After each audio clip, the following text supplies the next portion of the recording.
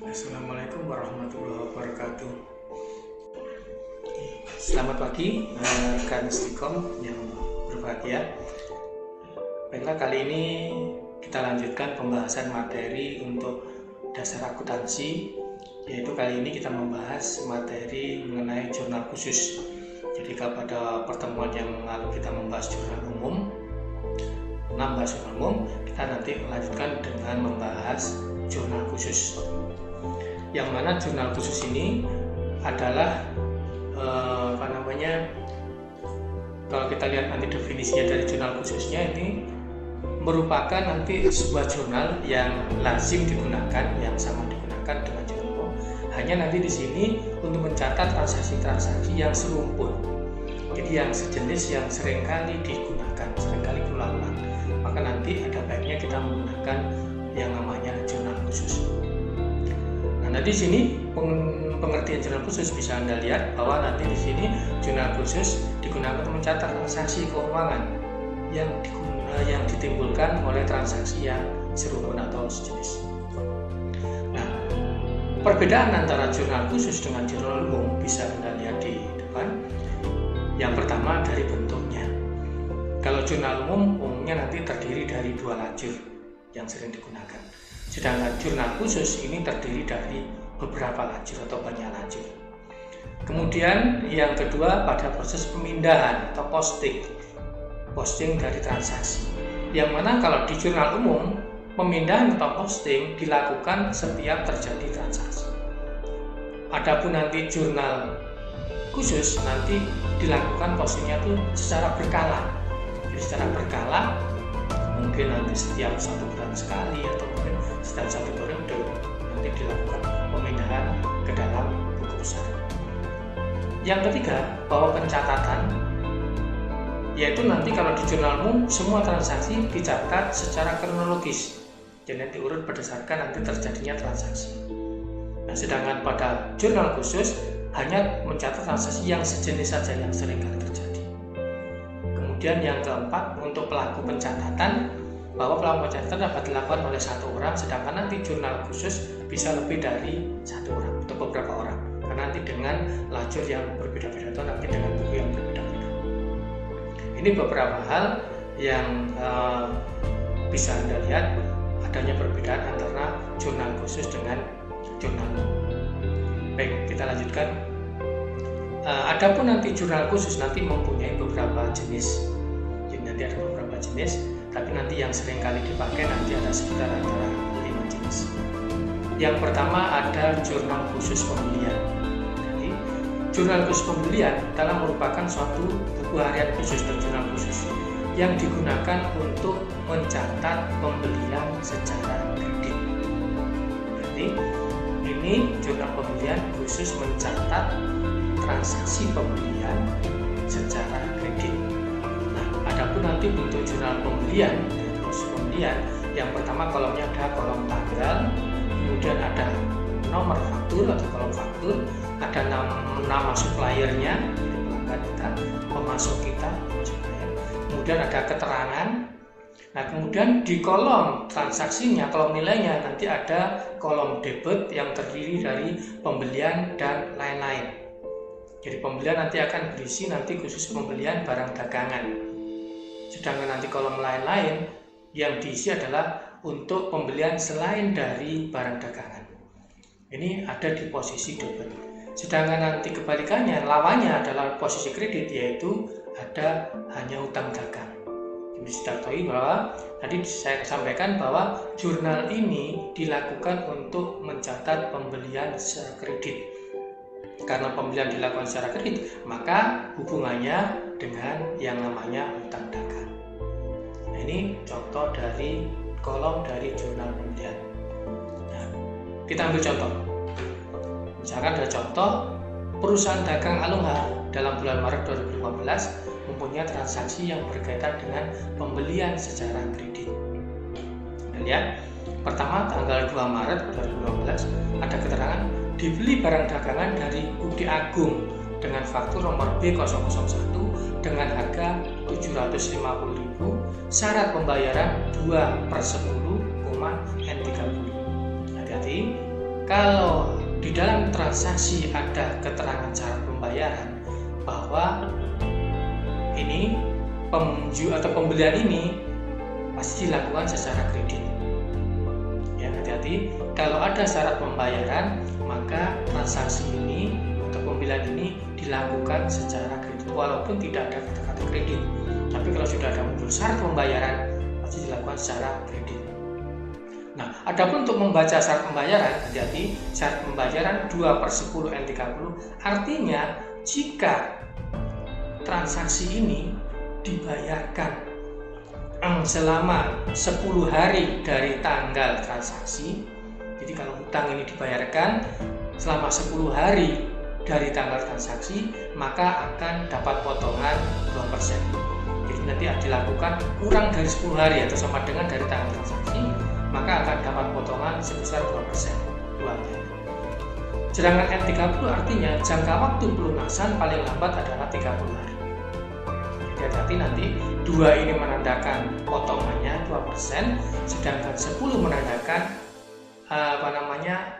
lama transaksi, jangka waktu. Jadi kalau jangka waktunya pembayarannya dilakukan kurang dari atau sama dengan 10 hari, maka akan dapat potongan 2%. Kalau lebih dari 10 hari, maka tidak akan dapat potongan. Sedangkan N30 artinya paling lambat, yaitu 30 hari dari transaksi. Sehingga di sini kalau kita lihat dari transaksi ini, kalau kita masukkan ke dalam jurnal pembelian, Anda lihat yang pertama adalah tanggal transaksinya, yaitu tanggal 2 Maret. Kemudian ada nomor fakturnya B001, ya. Kemudian nama suppliernya adalah Agung. Nah, di sini karena dibeli barang dagangan, maka nanti keterangannya pembelian barang dagangan dan nilainya masuk ke dalam kolom pembelian. Saya katakan bahwa pembelian ini khusus digunakan untuk mencatat pembelian barang dagangan. Nah, setelah nanti dimasukkan ke dalam kolom pembelian 750.000, maka lawannya kita masukkan ke dalam kolomnya kredit, yaitu hutang dagang. Artinya nanti di sini pembelian bertambah, hutang dagang juga bertambah. Ini jelas ya. Yang berikutnya, tanggal 9 Maret dibeli secara kredit. Nah, dari toko Merapi faktur sekian B02 perlengkapan toko seharga 125.000. Nah, jadi karena di sini tidak ada syarat pembayaran, yang ada hanya keterangan kredit, maka transaksi ini juga dikategorikan adalah transaksi kredit, sehingga boleh dimasukkan ke dalam jurnal pembelian. Caranya, masuk tanggal transaksi 9 Maret dengan nomor faktur B002, nama suppliernya toko Merapi, nah kemudian keterangannya pembelian perlengkapan toko. Hati-hati, di kolom debit masuk ke rekening lain-lain, karena dia bukan barang dagangan ya, bukan transaksi barang dagangan, maka masuk ke dalam rekening lain-lain. Nama rekeningnya, keterangannya pembelian perlengkapan toko atau perlengkapan toko, jumlahnya 125.000. Kemudian kolom sampingnya yaitu hutang dagang juga sama 125.000. Begitu untuk transaksi selanjutnya 12 Maret, 15 Maret, ya. Kemudian 18 Maret, hati-hati, tanggal 25 Maret di sini ada keterangan dibeli peralatan kantor seharga 750. Hati-hati, dari transaksi ini tidak ada keterangan syarat dan juga tidak ada keterangan kredit. Artinya bahwa transaksi tanggal 25 Maret ini dibeli secara tunai. Jadi kalau tidak ada keterangan syarat pembayaran atau tidak ada keterangan kredit, maka transaksi ini dilakukan secara tunai. Karena transaksi ini dilakukan secara tunai, maka tidak bisa dicatat di dalam jurnal pembelian. Nanti ada ke dalam jurnal selanjutnya. Jadi hati-hati bahwa jurnal pembelian ini hanya dilakukan untuk mencatat transaksi pembelian secara kredit. Kalau tunai tidak dimasukkan ke dalam transaksi ini. Oke, kita lanjutkan ke jurnal yang kedua, yaitu jurnal khusus untuk penjualan. Nah, kembali dari berkaitan dengan tadi, sama halnya dengan transaksi atau jurnal khusus pembelian, di sini jurnal khusus penjualan digunakan untuk mencatat transaksi penjualan secara kredit. Bukan tunai ya, bentuknya ada tanggal, ada faktur, ada nama pelanggan, keterangan. Nah, kolomnya ada piutang dan penjualan. Hati-hati, karena penjualan dilakukan secara kredit, mau nggak mau nanti akan menimbulkan yang namanya tagihan atau piutang. Maka nanti kolomnya nanti ada piutang dan penjualan. Oke, kita lanjutkan.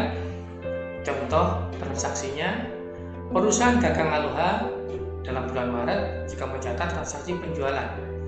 Yang pertama tanggal 5 Maret dijual kepada toko Sumba barang dagangan seharga 650.000 dengan syarat pembayaran 2/10 N30 fakturnya sekian.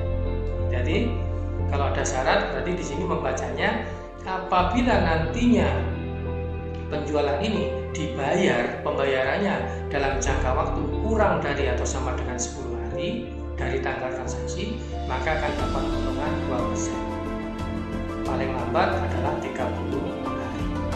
Nah, kalau kita catat di sini tanggal 5 Maret fakturnya 021, nama pelanggannya toko Sumba, keterangannya penjualan barang dagangan, yaitu sebesar 650.000 masuk piutang, kemudian masuk penjualan 650.000. Bukti seterusnya untuk transaksi tanggal 8 juga sama. Transaksi tanggal 21, hati-hati, transaksi tanggal 21 dijual kepada toko usaha barang dagangan dengan harga 1.200.000. Hati-hati, di sini tidak ada keterangan kredit, juga tidak ada syarat pembayaran. Artinya bahwa penjualan ini dilakukan secara tunai dan berarti tidak bisa dimasukkan ke dalam jurnal penjualan. Anda lihat di sini tanggal 21 tidak ada. Sedangkan tanggal 28 Maret sama dijual barang dagangan dengan syarat pembayaran 2/10 N30, artinya sama dengan tanggal 5, yaitu penjualan dilakukan secara kredit, sehingga boleh dimasukkan ke dalam transaksi jurnal penjualan, yaitu tanggal 28 Maret sebesar 600.000. Ini, jadi hati-hati, sekali lagi bahwa jurnal penjualan digunakan untuk mencatat penjualan secara kredit. Kalau tunai tidak dimasukkan ke dalam jurnal ini. Oke, lanjut. Yang ketiga adalah jurnal khusus penerimaan kas. Nah, namanya juga penerimaan kas. Artinya jurnal yang digunakan untuk mencatat transaksi-transaksi yang tunai, khususnya transaksi penerimaan. Anda lihat, penerimaan itu kan macam-macam ya. Bisa dari penjualan tunai, bisa dari penerimaan piutang, atau mungkin penerimaan yang lain-lain. Nanti yang sifatnya tunai. Nah, bentuk jurnal penerimaan kas Anda lihat di sini terdiri dari kolomnya kolom tanggal, kolom faktur, keterangan. Nah, nanti di sini ada kolom debit. Di kolom debit ini ada dua lajur, ada kas dan potongan penjualan. Sedangkan di kolom kredit, di tab kredit, di sini ada 3 lajur, ada penjualan, ada piutang dagang, ada lain-lain yang terdiri dari nama rekening dan jumlah. Hati-hati nanti kolom debit dan kredit, kelompok debit dan kredit. Nah, kelompok debitnya ada kas dan potongan penjualan, sedangkan kreditnya ada 3 penjualan, piutang dagang dan lain-lain.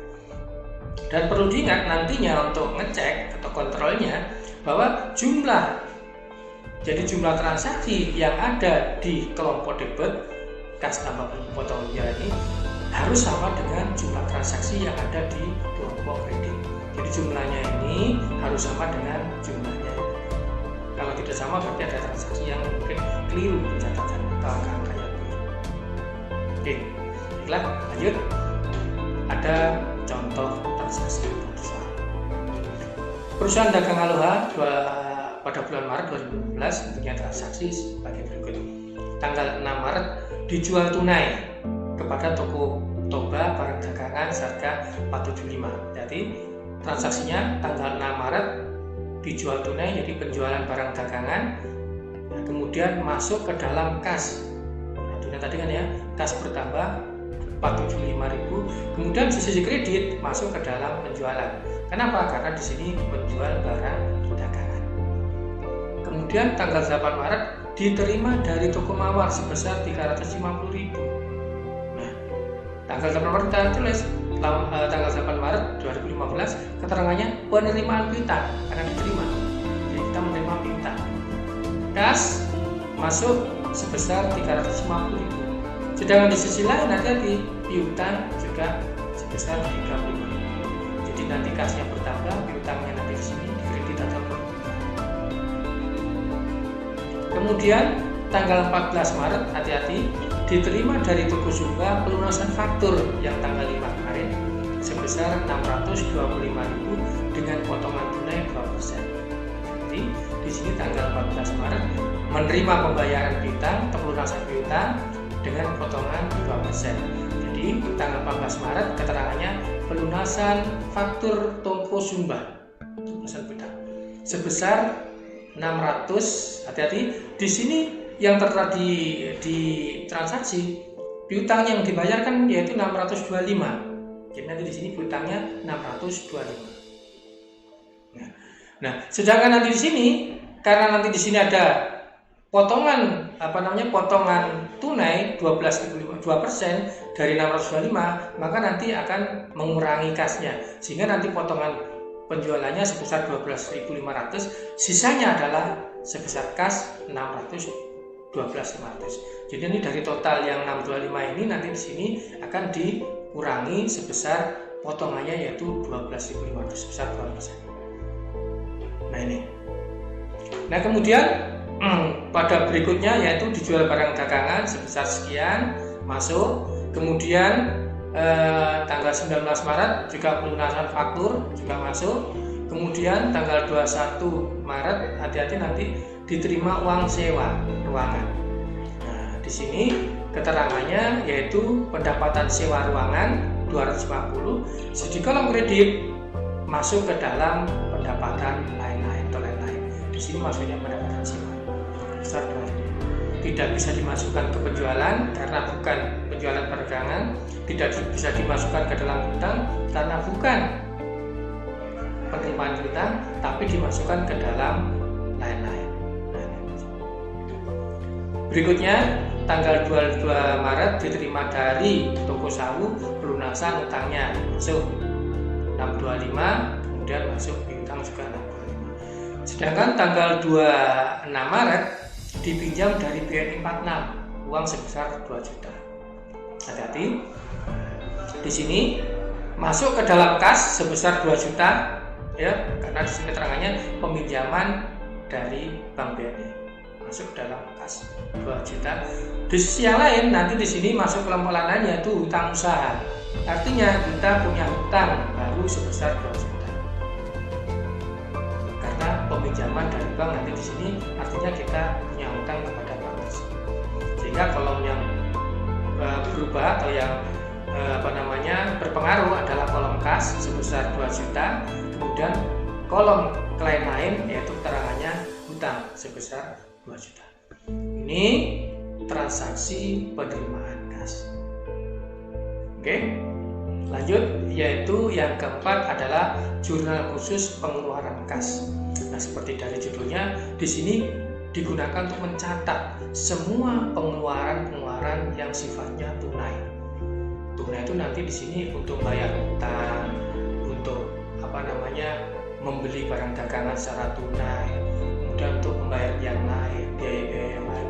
Nah, pokoknya nanti sifatnya yang pengeluaran cash atau tunai, maka nanti bisa dimasukkan ke dalam jurnal pengeluaran kas. Nah, adapun bentuk kolom dari jurnal pengeluaran kas, kita lihat di sini ada tanggal, ada kolom faktur, kemudian ada keterangan.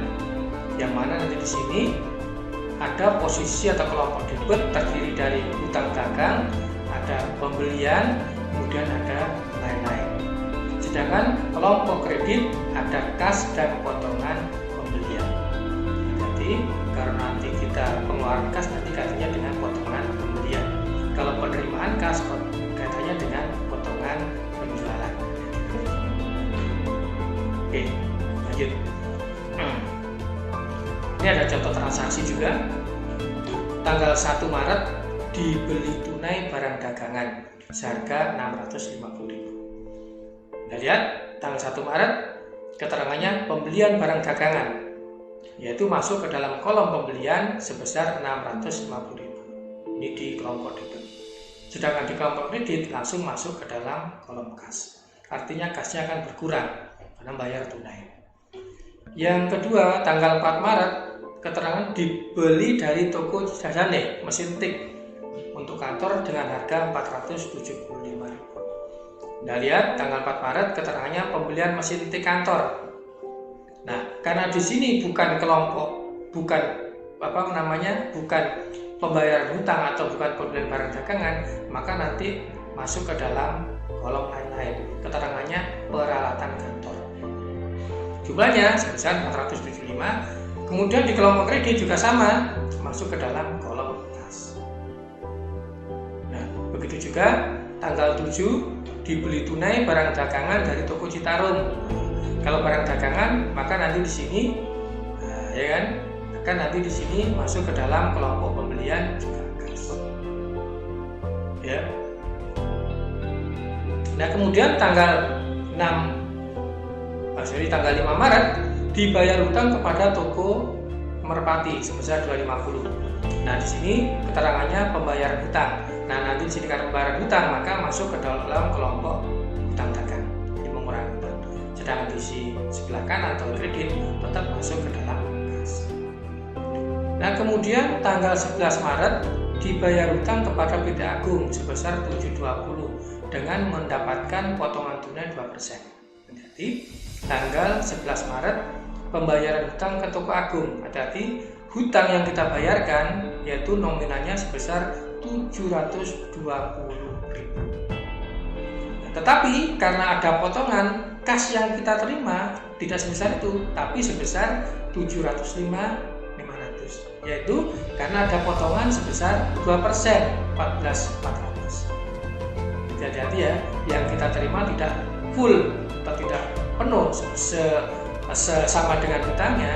Karena ada potongan, maka yang diterima per kas adalah 705.600. Sedangkan nanti potongannya 14.400. Sehingga nanti di sini hati-hati, jangan sampai nanti keliru. Kasnya tidak penuh sama dengan ini, kasnya itu sisanya, selisihnya dari hutang ini setelah dikurangi potongan, baru nanti itu yang akan kita terima. Kemudian yang tanggal 20 Maret juga sama, pelunasan faktur Toko Muria, ya, yaitu sebesar 900. Dalam hutang dagangnya tertulis penuh 900, tapi yang kita terima kasnya yaitu setelah dikurangi potongannya. Potongannya 1% 90.000, sehingga yang diterima adalah 800.000 selisihnya atau sisanya. Kemudian yang terakhir tanggal 30 Maret yaitu dibayar gaji karyawan. Nah, keterangannya pembayaran gaji masuk ke rekening lain-lain karena tidak ada kolom khusus, yaitu masuk ke rekening lain, yaitu keterangannya biaya gaji sebesar 500.000 dan kreditnya juga kas sebesar 500. Nah, jadi kolom-kolom ini nanti seperti yang saya sampaikan dari awal digunakan untuk transaksi yang sering kali terjadi, yang berulang-ulang, maka nanti disiapkan kolom khusus pembelian. Sedangkan rekening-rekening atau transaksi yang jarang sekali terjadi nanti dimasukkan aja ke dalam rekening atau kelompok lain-lain. Ini saya kira bagaimana cara mencatat transaksi pengeluaran kas.